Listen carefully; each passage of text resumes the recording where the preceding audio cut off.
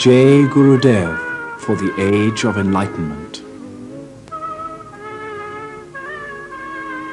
His Holiness Maharishi Mahesh Yogi, founder of the Maharishi technology of the Unified Field.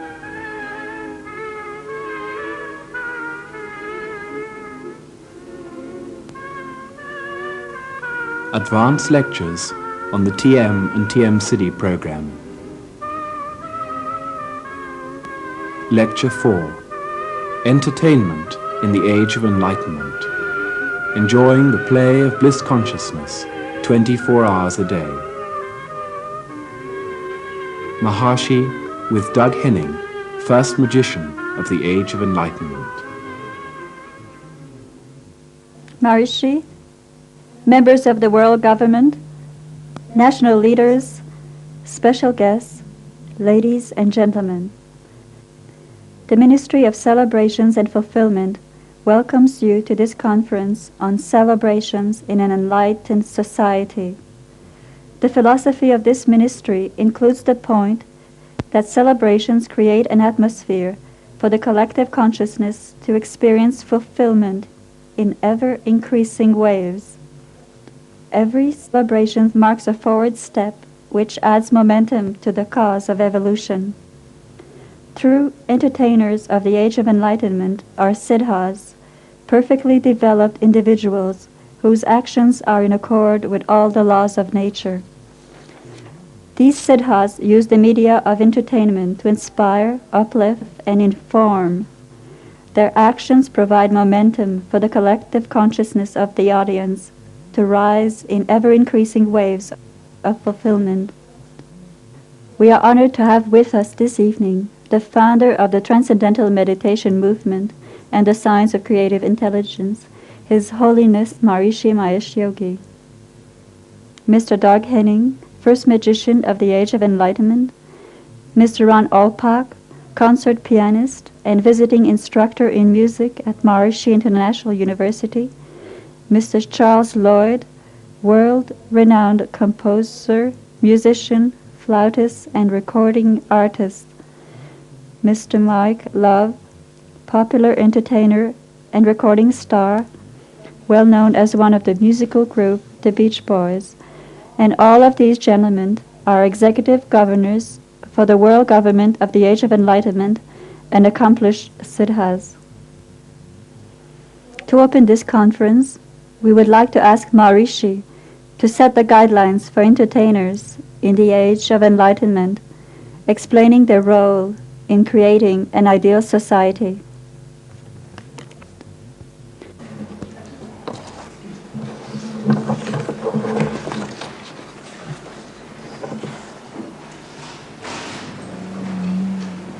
The field of enlightenment is really the field of entertainment.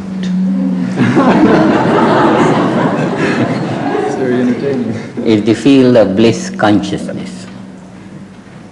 And the field of bliss consciousness is the field of entertainment. Entertainment is an area of joy, where new waves of joyfulness and newer waves of joyfulness and still newer waves of joyfulness. If you are attending a 2-hour entertainment, waves of joyfulness, newer and newer waves of joyfulness for 2 hours. And when you get into the entertainment area of enlightenment, every activity is a wave of bliss. Every perception is a wave of bliss. Every thought is a wave of bliss. Because pure consciousness pulsates in the field of enlightenment. Enlightenment is the area of pure consciousness, which is ananda, bliss in its content. And the entire multiplicity of the creation is experienced as different waves of fulfillment, different ways of pure consciousness. When you have an all-time entertainment, 24 hours entertainment. Now you compare the characteristic of 2-hour entertainment where there was nothing other than newer ways of bliss. In every corner of the 2-hour entertainment there was something popping up, tickling the heart, amusing the eyes, creating waves of, precious waves of refreshment, waves of energy, happiness. 2 hours entertainment. And if the 2 hours extend to 24 hours, every area of life pops up with newer waves of bliss. And then one has experienced in the field of entertainment, those who are happy come out happier from there. They really enjoy. And if that consciousness is not there, if some kind of miserable consciousness, people have been seen shedding tears in the midst of all the waves of joyfulness. So the beauty is in the eyes of beholder. A very old proverb. So one has to have that bliss consciousness. One has to have that consciousness whose every impulse is entertaining, the wave of bliss. And then every perception from that platform brings a wave of happiness. So in the age of enlightenment, the entertainers have to be siddhas. And siddha is that level of pure consciousness which is a wave of bliss at every moment. Siddha is perfect state of awareness where every thought is materialized for its complete meaning, for its complete value. This is a siddha, the perfection. If the conscious awareness propels a thought,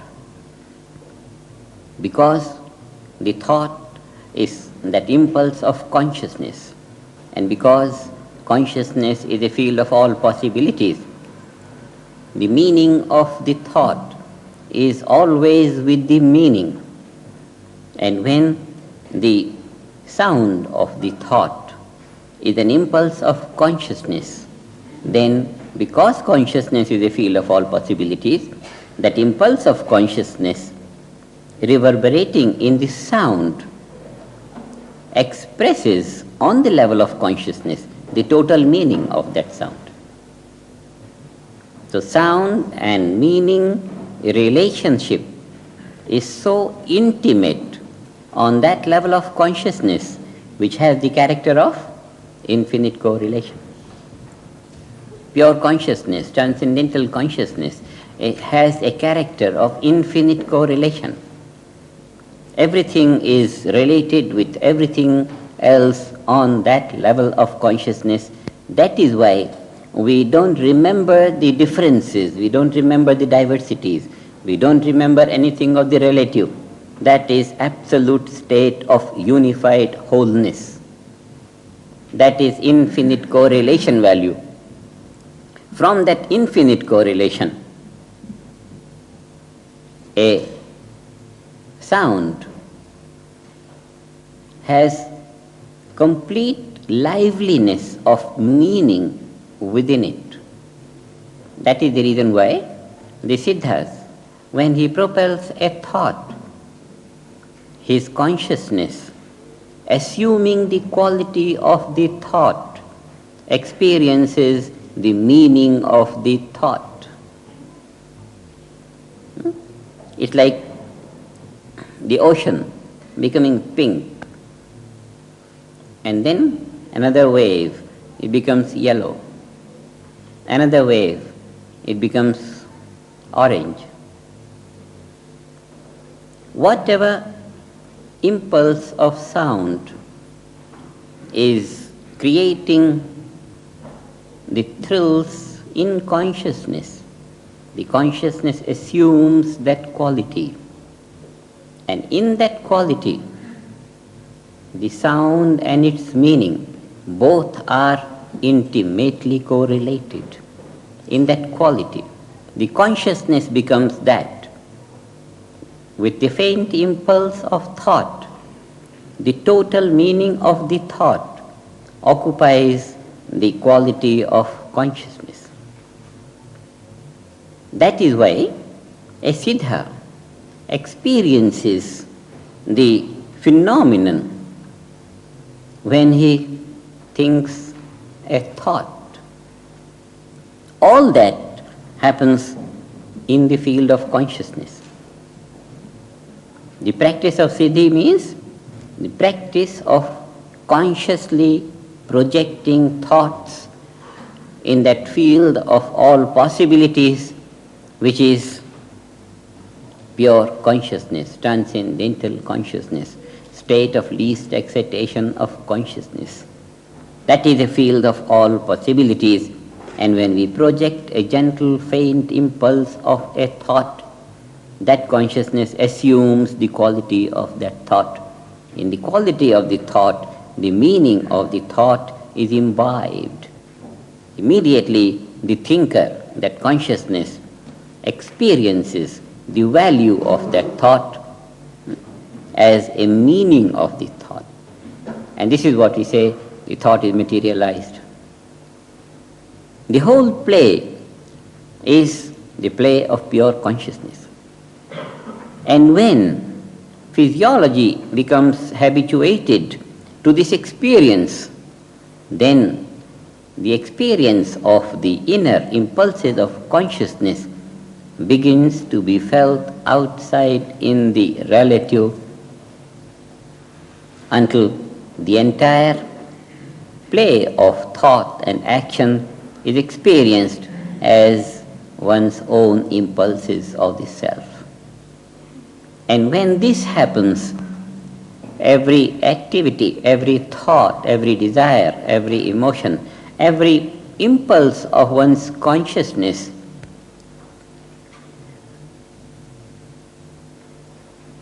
becomes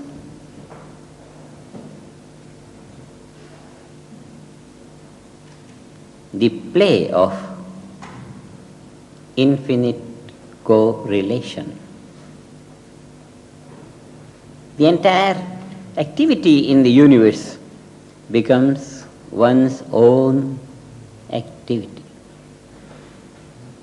The self, within itself, playing myriads of games. And this is the whole life becoming a continuum of excellent entertainment. The whole life is a big continuum, eternal continuum of play, where every little activity is an impulse of the ocean of bliss.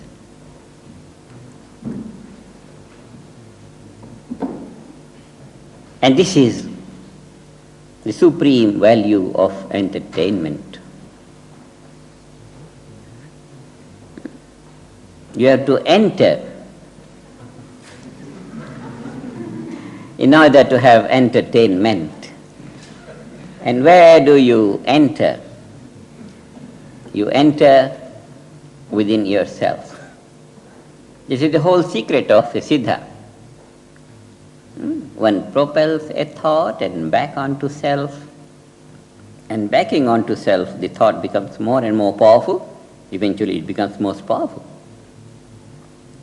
Making one's thought infinitely powerful so that it is instantly materialized is the practice of the siddhis. And this is the game of a siddha. And this is how he entertains different laws of nature. He entertains different forces of nature. All entertainment is by using some skill of nature, some skill of nature, some little thing which other people don't know. One uses some aspect of nature and then one is an entertainer. Siddhas have been the greatest entertainers throughout the ages. Greatest entertainer because they can play with and play around the forces of nature. They can play with and play around the forces of nature, dodge them this way and this way, entertain them in the way they would like to be entertained or we would like to entertain them. This enormous exchange with the mighty, mighty forces of nature is the delightful natural play of the Siddhas, the greatest entertainers of universal life. So in the age of enlightenment, where everyone is rising to have everything as the wave of bliss, where everyone is preparing to have everything an aspect of entertainment, everything a wave of bliss, everything a wave of bliss. And in this time, when people are rising to entertain the forces of nature, befriend them so that a quiet whisper is good enough to make them run on to us or run on from us to the desired direction. It's entertaining the forces of nature, playing with the forces of nature, enjoying the relative in the ways of the absolute. This is the quality of entertainment in the age of enlightenment. Experiencing entertainment and practicing entertaining, developing the art of entertaining in the age of enlightenment is projecting the means and methods of elevating the consciousness of the people. Not only entertaining their sense of sight and sense of hearing, not only entertaining the surface values of their perceptions, but entertaining the deepest value of their soul, touching the soul and inspiring bliss, impulses of bliss from the deepest level of feeling is the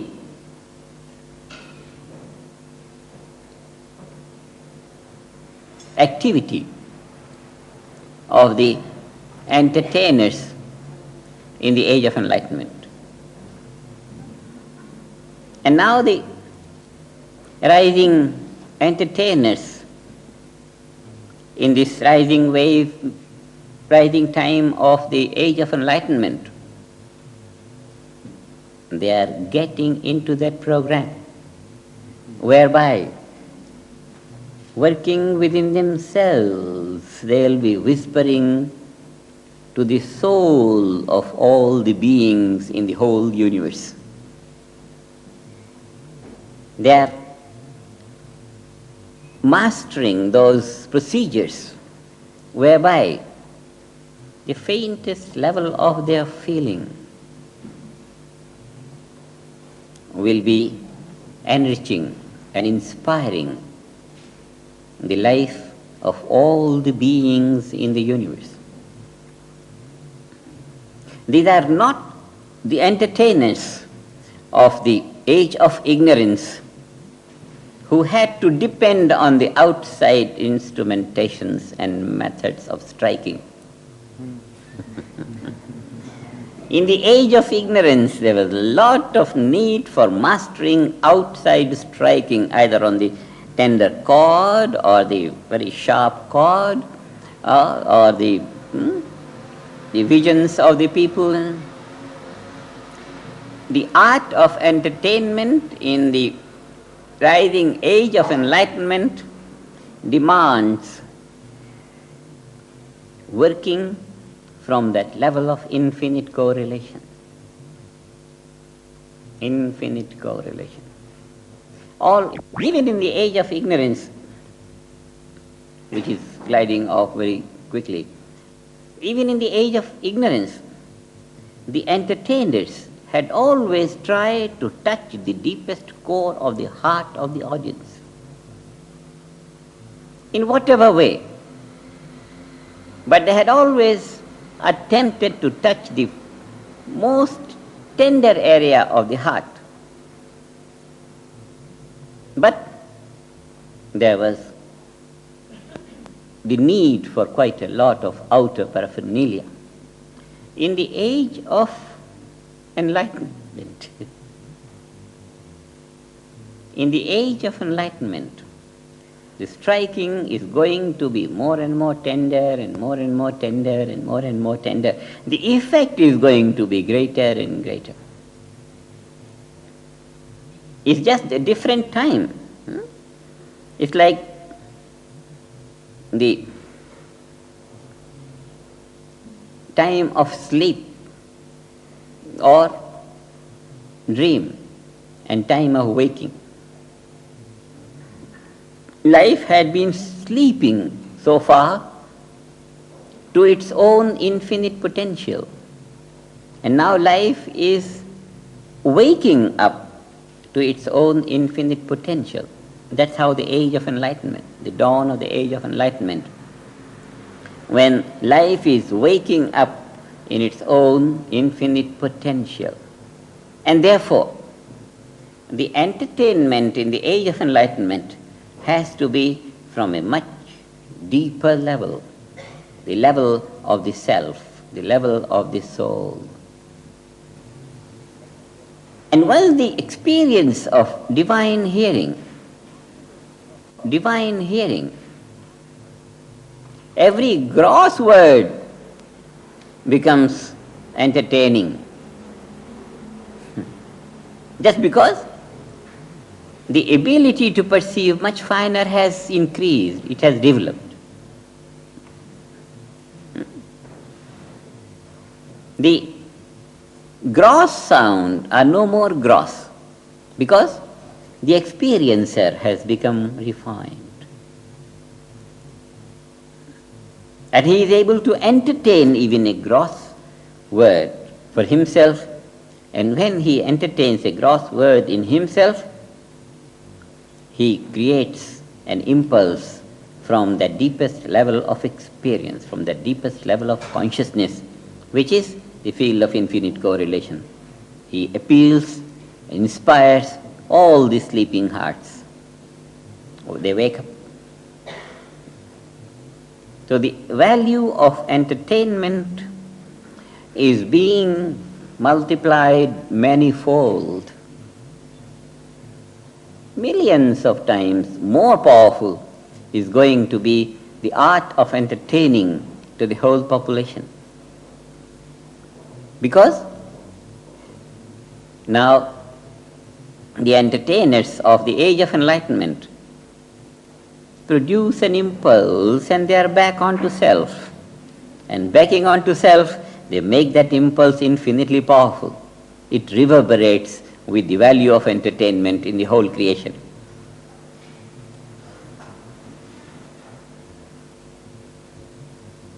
So the entertainers of the age of enlightenment, even though they will be entertaining in some small areas, but then the influence of enrichment which directly comes from entertainment will be far and wide. It will be experienced all over, throughout creation. Just because this field of enlightenment has that character of infinite correlation, unified awareness. It swallows all differences. This is the entertainment of the age of enlightenment. swallows differences, promotes harmony, unity, unified wholeness. This is the entertainer of the age of enlightenment. And now all these world-renowned entertainers, rising in that value of infinite correlation, will be creating more and more powerful waves of charm, more and more powerful waves of happiness, harmony, unity, just by simply going through their field of activity. In a simple way, no matter what they do, because they have learned the art of promoting faint impulses from the deepest level of their being. And because being is the ultimate omnipresent reality throughout the universe, they are enlivening that basis of all life. Enlivenment of the basis of all life is the blessing of the entertainment of the age of enlightenment. It's going to be a natural effect, enrichment, evolution,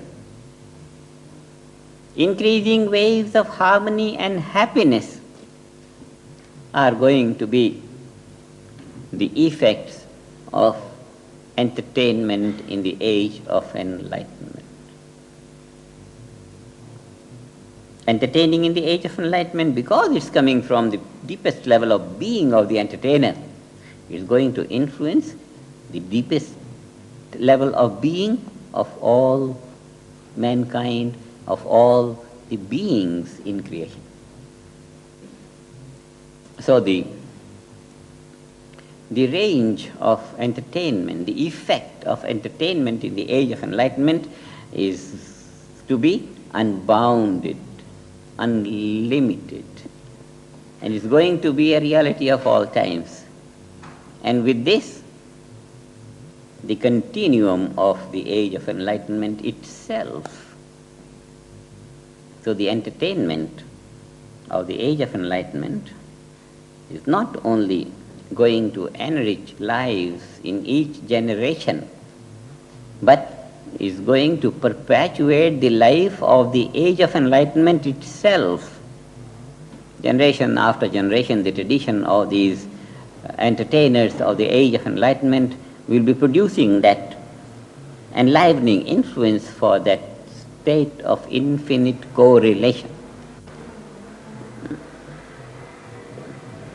And not only the individuals will be entertained, but the time value will be entertained, the age will be entertained. It's a self-perpetuating program that the entertainers of the age of enlightenment will be producing from now on in every generation. But always people remember Columbus. He was the first to find. So these entertainers of this generation are the first entertainers of the age of enlightenment, and they'll always be remembered for being the pioneers of the age of enlightenment. It's a very great joy to inaugurate today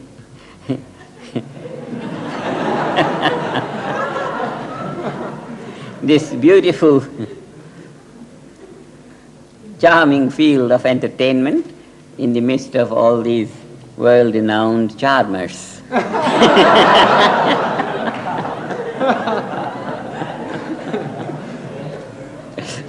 I would like to hear from them the impulses of their fields. Yes. Jai Guru Dev, yes. Maharishi, members of the world government for the age of enlightenment, national leaders, guests and friends. I've never been so proud to be an entertainer. There's not really much I can add to what Maharishi said, except maybe try to apply it to my field of magic, which I think has become very important now that the age of enlightenment is upon us, because we're into the age of real magic. And that's what I'm going to go back to the world and tell people, that there is real magic. And I think when people's minds start to open up to the fact that there is real magic, my art of illusion is going to become ever more popular. I just like to differentiate between what I do and real magic, because people often get it confused. It's to do with the different levels of the laws of nature. Anything that's magical is that which is just beyond our knowledge. It's something that happens and we don't know why it happens. Now, what I do is I use the laws of nature that everyone knows about, that science accepts, and I hide them. And so when I make a girl levitate in the air, or levitate myself in the air, I'm using some law of nature you all know about, but you can't see it due to different techniques of misdirection and the power of suggestion and things like that. Now, in real magic, a city perhaps, if I was to levitate now using a city, I would be amazed. But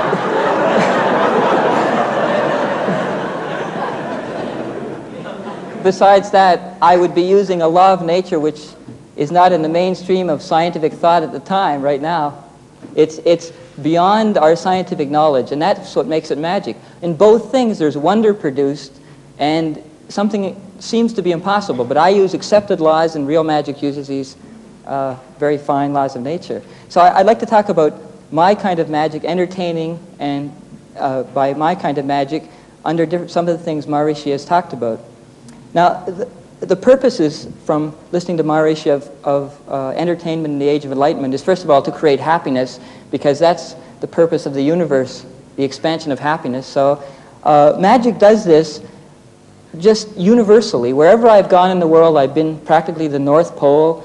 The Eskimos just delight in magic. Everyone just loves magic. It just seems to enliven something very special inside of people. And I think this very special thing is the fact that everybody really knows there's real magic. And it's just nice to see there's a little bit of proof when they see something I do. It makes them very happy. Now, the next thing and the most important thing, I think, in the age of enlightenment is that entertainment must uplift people. It must uplift and inspire. Now, the first thing I think that is important, most modern entertainment has just appealed to the senses, as Maharishi has said, the hearing and the sight. But you can actually appeal to people's emotions. Now, magic does this in a very beautiful way. What happens when you're watching a magician is you're watching him go along, and you see him, he has a girl, and she's lying down, and suddenly she starts to float, and your mind says, well, maybe there's something holding her up, and then he passes a hoop over, and there's nothing there, and then the intellect stops. Now, this is the goal of a magician, to make that intellect just stop, and when the intellect stops, a very beautiful feeling wells up, and I hope Maharishi will talk about this maybe sometime, because this feeling is wonder.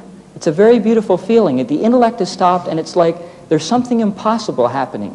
Now, I have experienced this on my course just with normal life, because when enlightenment starts to dawn, you become very innocent, and every perception is seen with wonder, whether I'm looking at a rock or a leaf. So I think it's a very beautiful thing that magic can produce this wonder. It's similar to maybe a higher state of consciousness. Magic also enlivens the intellect. The mind is going along, and you say, oh, it's done this way, it's done that way, and the mind starts searching around, and it gets very enlivened before it gives up. So I think the intellect is enlivened. And also a very fine sleight of hand magician. Just what Doug said, it tries a lot till it gives up. Very lively, very dynamic, highly alert and giving up. Highly alert and stopping to experience. This is transcendence. Beautiful. As one experiences finer state of thought in transcendental meditation, the mind is more alert in order to experience the finer thought.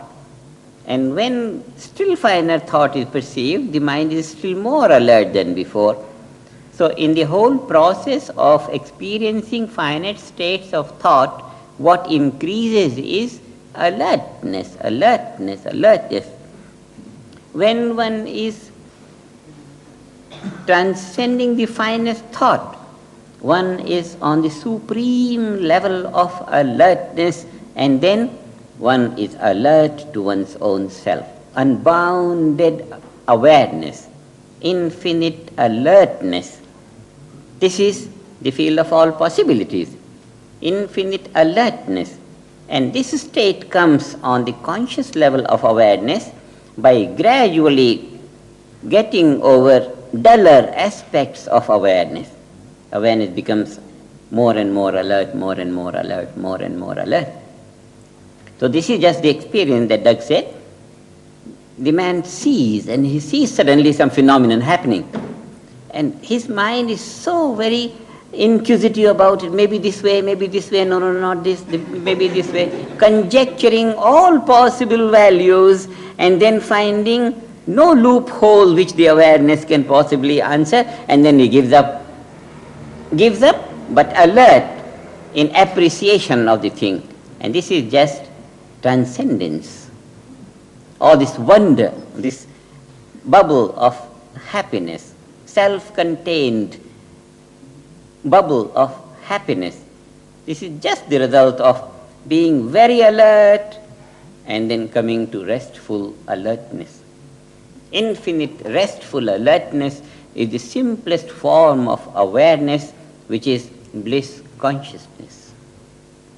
Yes, go ahead. I've been thinking about this, Maharishi, and I sort of had set a goal for myself, because I realized when you first perceive magic, the magician is giving you a puzzle to figure out, and it's curiosity that's aroused. You're trying to figure it out. But if you can do the magic so beautifully and so well that the intellect stops, then instead of a puzzle to be figured out, the magic becomes a mystery to be experienced with wonder. It's an experience, it's this hopefully transcending thing. Then I thought, what can I do that is even further than that? And I remembered a word, awe. Now, if I can go from wonder to awe, that would be a very beautiful thing. And I thought the way I could do that, making it similar to a maybe God consciousness experience, is making my magic so beautiful that there's the wonder, and then it's so beautiful and it's aligned with nature. I could do things with fountains and fire and things like that. It would be so beautiful that the wonder would just be so refined that it would produce awe. So that's what I'm going to be trying to do in my next few shows. So as well as entertaining and uplifting people, I thought that the entertainment in the Age of Enlightenment should give knowledge and wisdom. And I think magic can really do this, because magic shows that reality transcends perception. It shows that there's just something beyond what you can perceive. The magician is up there doing whatever he's doing, linking silver rings or whatever. It's impossible. There must be something beyond perception. And we know when we meditate, of course, this is true, because we can go beyond perception right down to the absolute, and there's a whole different basis for reality which we come in contact with. Now, by showing that reality transcends perception, this initiates the audience's inquiry into the beyond. Somebody who doesn't believe, who just thinks that reality is what their senses show them, who haven't got into meditation yet, a magic show can just spark this interest, saying, wait a minute, maybe there's something beyond, maybe there's more to reality, and hopefully by giving some knowledge along with the show, you can tell people about TM and about the cities and nothing is impossible, and they'll get interested in this. I think that's one of the things we have to learn just when we're going into the Age of Enlightenment, is how to integrate the knowledge with the entertainment, because the knowledge is the most profound, entertaining thing. Nothing could be more entertaining than bliss consciousness, and it's our role to integrate this and uplift and entertain at the same time. And I know this can be done. We just have to work together and work out the different ways to do this. It's easy. When Maharishi was talking about transforming from one time to the other, it reminded me that what magic is transforming your inner environment and your outer environment. And TM makes us all magicians. We're all siddhas. When we can transform our inner environment through TM and becoming a siddha, we learn how to transform our outer environment. And I thought I just like to show everybody how to do an illusion so that you can become illusionary magicians too. So if you'd like to see something, I can. This is something you can all do because it uses something that is very common around here, a small piece of blue silk. And you need 2 bare hands, okay? Watch. I just push the silk in a little bit like that. There's a magic moment. And the silk changed color. You now no longer have to go home to bleach the cloth. You just push it through your hand. A little bit of blue in, a little bit of red out. Just push it in like that. And it's magic. Now, I'm going to show you how to do that.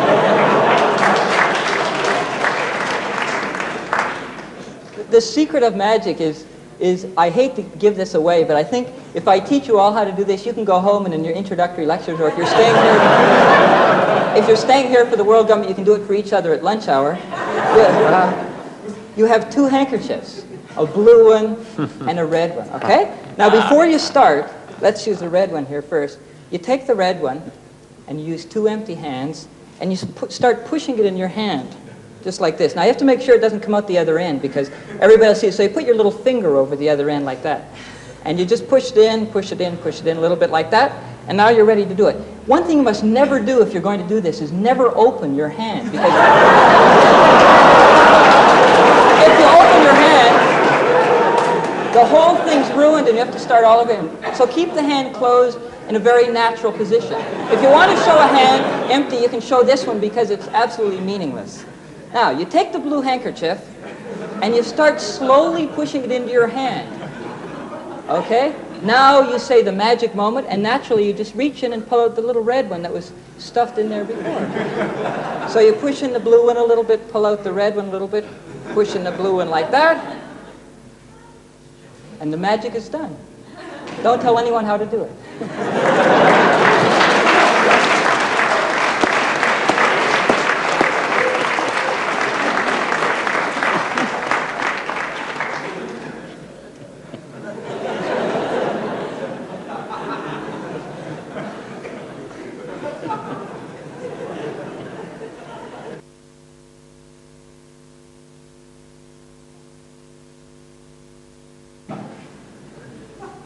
Maharishi, I'm very interested in how, by entertaining, you can simulate or create a higher state of consciousness. With magic, you can sort of create wonder.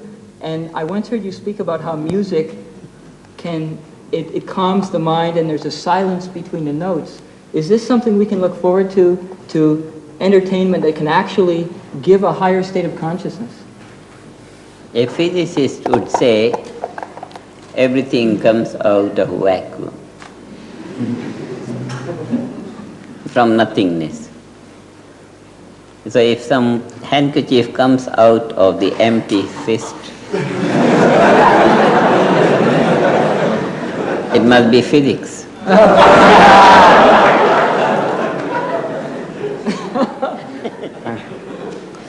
From the vacuum, from emptiness, from nothingness, anything comes out. This is physics. So vacuum state is a field of all possibilities. So if you can have an empty fist, pull out a blue kerchief or a red kerchief or anything.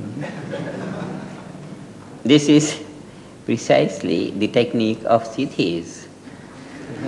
You create an empty set in your consciousness, empty your consciousness of everything, consciousness remains all by itself, nothing there, and then faint impulse of desire, create something. So something coming out of emptiness is a very reliable truth. So if Dak brings out a blue kerchief from the empty hand, it's reliable truth.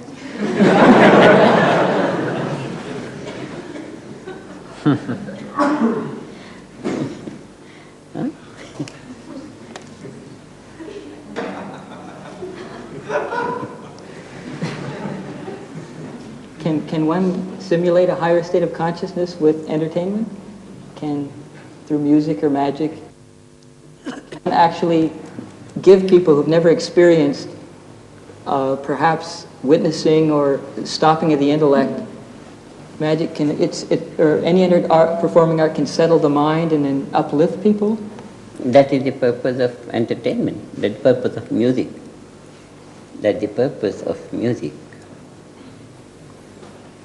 The thing is, just this truth that anything and everything comes out and can come out from emptiness.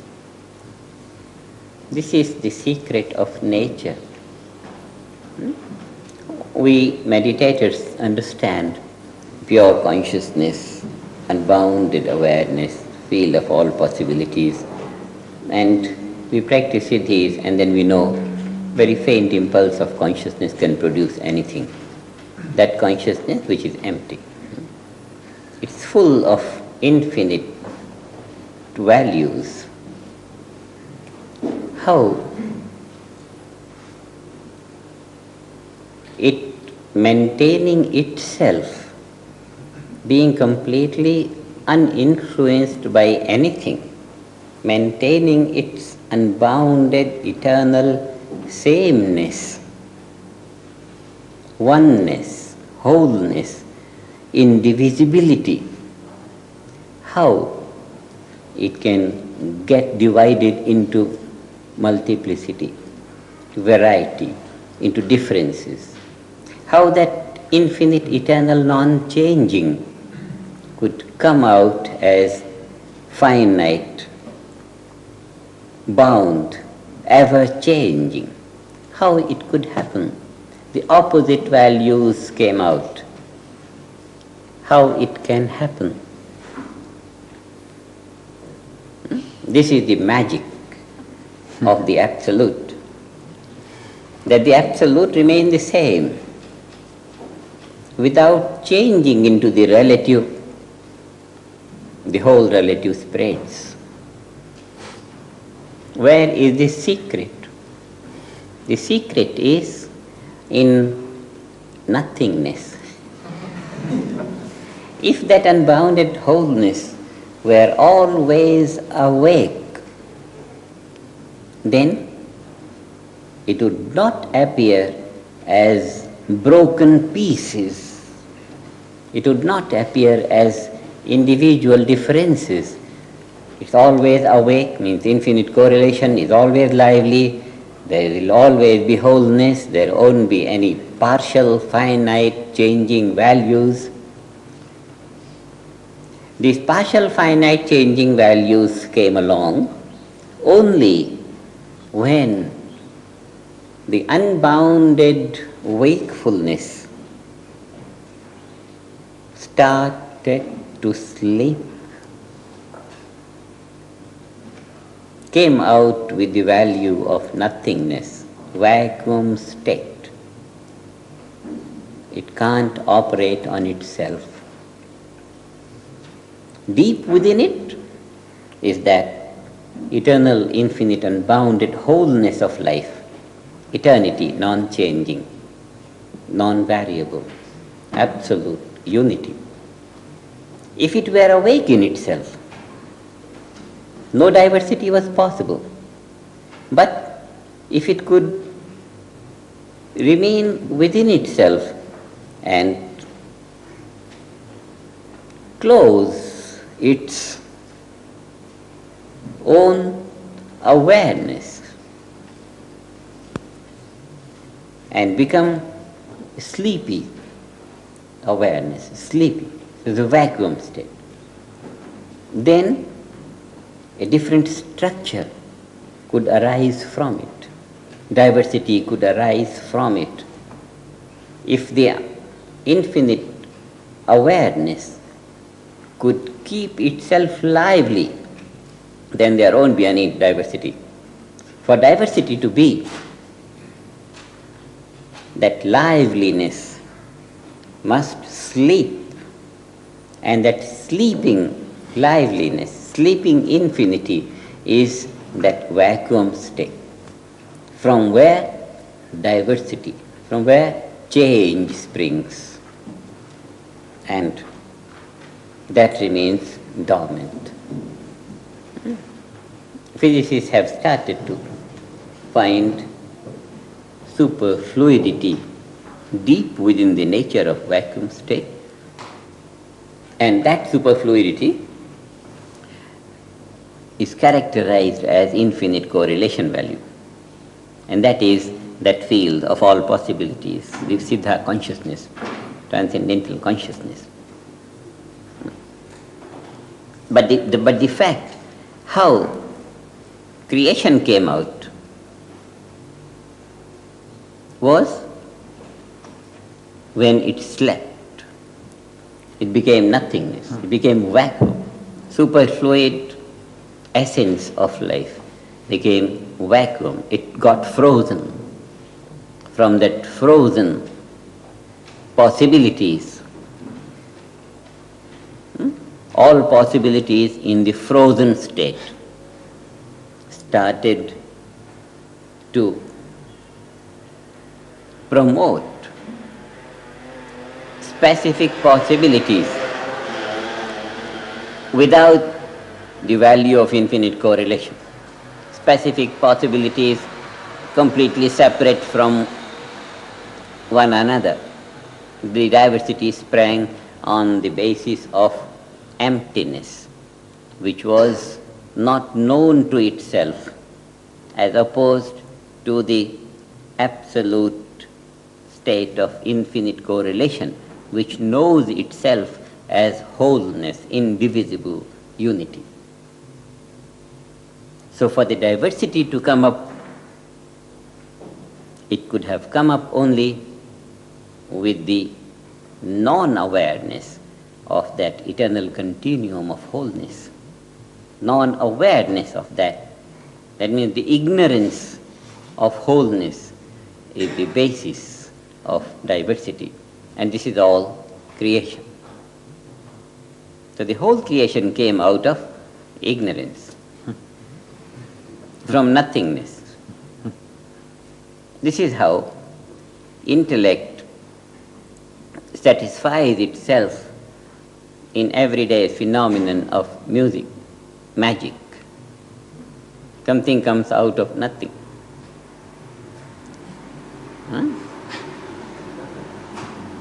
Emptiness. It's just what nature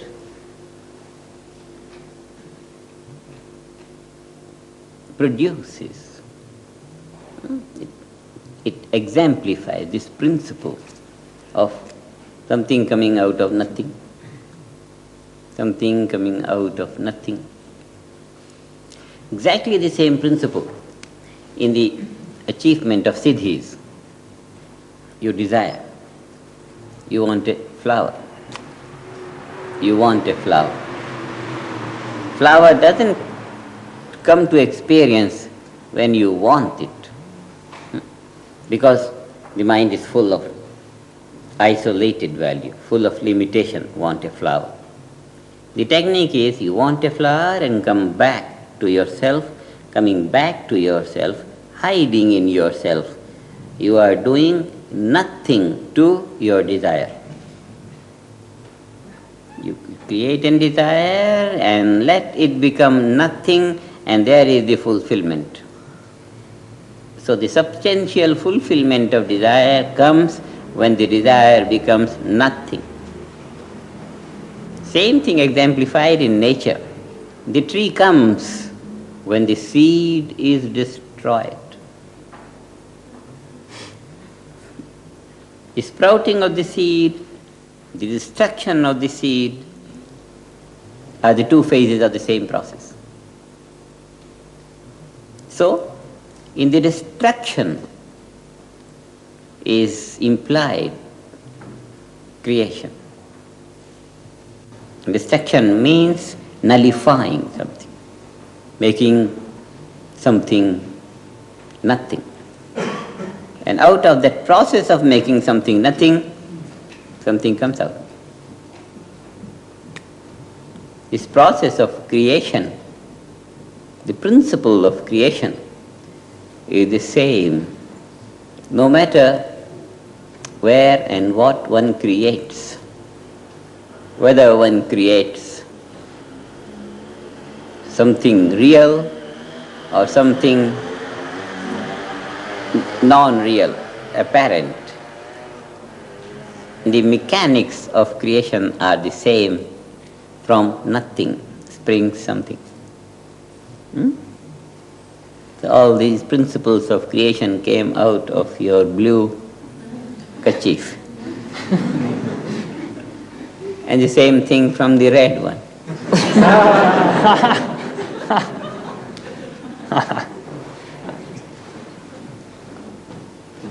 Maharishi, does that mean the more time you spend in nothing, the more things get created? Don't have to spend more time there, because that is the basis of all time. True. A moment there is as good as eternity. Fine. Because infinite correlation takes a moment and makes it infinity. Only that should pulsate and the creation will be there. If the creation comes out of nothing, it is the nothing which must pulsate into creation. So nothing pulsates into something.